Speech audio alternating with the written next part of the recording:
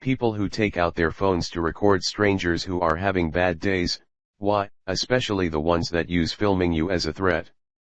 I was just doing my job one day when this customer got extremely upset because she wasn't getting her own way and got her phone out and stuck it in my face and started filming. I really wanted to grab it out of her hand and launch it as far as I could, but luckily I didn't take the bait and kept my job. I had a similar experience at my old job. Guy came in asking for a product and explicitly told me he intended to use it for felonious reasons, and by company policy, I had to tell him that I could not sell him the item, and that's when he started yelling at me, trying to get me agitated, whipping out his phone and yelling, "You're going on live. Shit sucks and you gotta go through that just cause you're trying not to lose a job that doesn't pay enough in the first place. Why the hell would you tell someone you are buying something to use illegally? That's just plain stupid." In a lot of smoke shops, head shops, to buy pipes and such, if you so much as hint to buying something for weed, you'll get asked to leave for the day. Just policy. People slip up and it's usually no hard feelings, unless they're an asshole. Most just kinda, "Shit, I'm dumb. That was my bad, have a good day though," as they embarrassingly walk out with mild shame. Not that I ever did that /s. Worked at a head shop and it was disappointing to have to tell people that. Especially after being friendly for a while and just having a decent human experience, then they slip up. Usually ended up with a "fuck, my bad." Really though. But after explaining that our surveillance also recorded audio but just come back tomorrow, they were mostly cool. Well, the stoners were. The tweakers would try to raise shit, but our manager was a fucking huge dude who would just yoke them up and carry them outside. Baton Rouge used to be awesome. I haven't been around stoners before. I started up toking after leaving the military and didn't know anybody else who did. Anyway, broke the pipe thingy that goes in the bong, so I cleaned the part it in some ISO, and took it with me to a smoke shop to look for a replacement. When I was telling the person at the counter what I needed and he saw me reach in my pocket, dude about had a heart attack telling me not to take it out, but when he realized it was clean he was okay. Just a little story I never got to share with anybody about realizing people don't clean the bong after use. You must have gotten it freaking spotless for them to be okay with it. But you would also be surprised how often that happens. It was cleaned after every use, and I used it with a vaporizer so it didn't get very dirty to begin with. It had some water spots from drying after cleaning, but no staining or smells or anything, I think. There was this really bad accident one town over where this dude from out of town ran past a stop sign and slammed into a van full of 3 or 4 children, the mother and the father. Some weren't wearing seat belts. The father and son in the van survived with some injuries. The mother had a brain injury.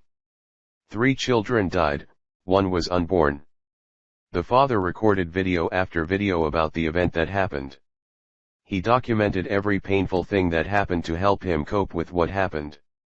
He shared it all to Facebook to reach out to the community for help.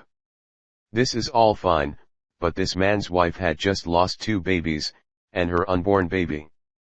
She was in a coma, unlikely to wake up. In a turn of events, the wife woke up and began to rally. This is where I became grossed out. Shortly after she woke from her coma, the husband pulls out his phone and records himself telling his wife that they lost 3 of their children. He puts the phone in her face rather than console her. Then, he posted it online for the hundreds and hundreds of people following the event on Facebook. This woman just got out of a coma, and just received the worst news of her life, and this man put it online for the world to see. Absolutely disgusting. The wife died later on too. Terrible situation. I can't claim to know what I would do if it were me, but it was awful to see.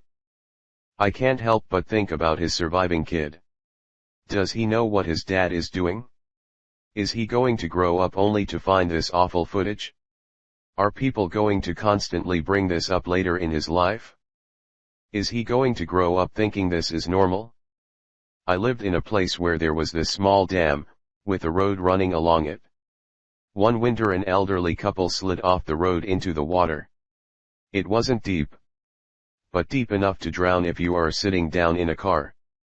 The first guy who pulls over leaps out and into the water and start trying to force his way into the car to pull them out. In a few moments later other people pull over. Everyone pulls out their phones. Not to call the emergency services, no. They start filming. The guy in the water screams at the other to help, to call the emergency services, to get in the water and get the people in the car out. Eventually the emergency services get there. One of the two in the car is dead, the other in a coma from hypothermia and an oxygen deprivation. They awake some days later to learn their spouse drowned. I don't actually have an answer to your question, but this was what it made me think of, and I just can't figure out why the fuck people would be like this, and how the hell they live with themselves. When I was 8 my mom was almost murdered in broad daylight. Someone attacked her, they broke her eye socket by slamming her head against a metal railing. I saw her face getting slammed down and heard it break. She was kicked to the ground and the person stomped on her head. I remember so vividly the people around us with their phones, recording. I am sure I was begging them to help my mom. I feel pain whenever I think of the fear I had. I thought she was going to die. My mom recovered and somehow got over it. After the event I still struggle with really severe PTSD, that started as a child. I had terrible nightmares of the event and could not leave my mom alone for a minute or I would relive the moment and thought she was dying in the next room.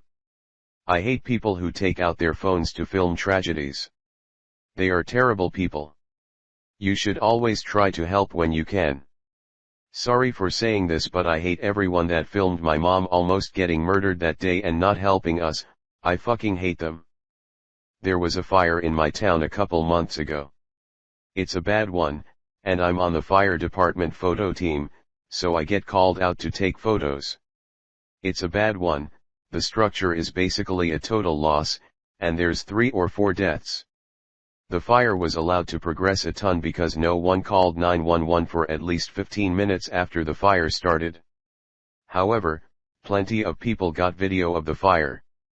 The fire is now being investigated as a homicide, and the fire marshal asked for any video or photos taken. This fire was in town, a minute or 2 from the closest fire department, and there was very little traffic. Had the first person who saw the fire called 911, there's a decent chance it would be an attempted homicide case instead. The town government, fire marshal, and local fire departments have made a huge deal about this, because it should not happen. Typically fires in town don't progress that far. And even out in the county, we have so many stations, response times are really good. So long as someone calls 911. If you see something, call 911. Even if someone else has already called, the information you provide could be different than another caller, and give more info to responders. And install your smoke alarms and change their batteries. One time I actually went verbally abusive towards my neighbor for this. My fiancé is an epileptic. His seizures can be life-threatening as they sometimes stop his heart. One evening last year he had one of those and I had to perform CPR. I obviously simultaneously called an ambulance and they came shortly after, leaving the lights on because they had to park in the middle of the street. Now after a seizure, my fiancé is very disoriented. He doesn't know where he is, who anyone else is. It sometimes differs, but it's always bad.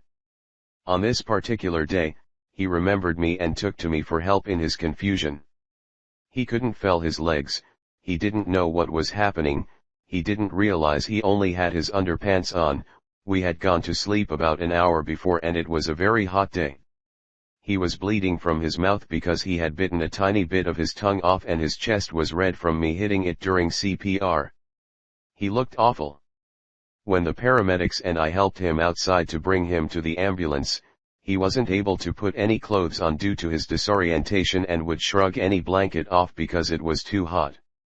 The neighbor, alerted by the siren and lights of the ambulance, was standing outside his house, beer in hand, filming us. I helped put my fiancé into the ambulance and went to grab a bag of stuff for the hospital. My fiancé cried out for me like a lost child since I was the only person he recognized. It was heartbreaking. And my asshole of a neighbor filmed it all while laughing his drunken ass off. I went over, yelled at him in very explicit language and demanded he delete the video. He just laughed at me. Well, joke was on him. I called the cops and they took the phone. He got to pay a fine for filming a person without permission, illegal in Germany, and has now orders to stay away from us. I still wonder what he thought while doing this. Or if he thought STH at all. Me and my friend were wearing our bathing suits at a water park and one of the staff members was taking video of us. So, I went up to him and freaked out demanding he show me he delete it. We were like 14 at the time and he was probably like 50. Now that I'm older and wiser, I should have reported him to the water park. Forget the water park, you should have reported him to the police. There's only one thing a man that age is going to do with a video of a girl that age, and we all know what it is. No, I absolutely should have. We were in a different country though and I was young and stupid. I didn't know what to do. It's not your fault. A 14-year-old shouldn't have to get wiser about sexual harassment and deal with it perfectly on the spot. The adult shouldn't do it.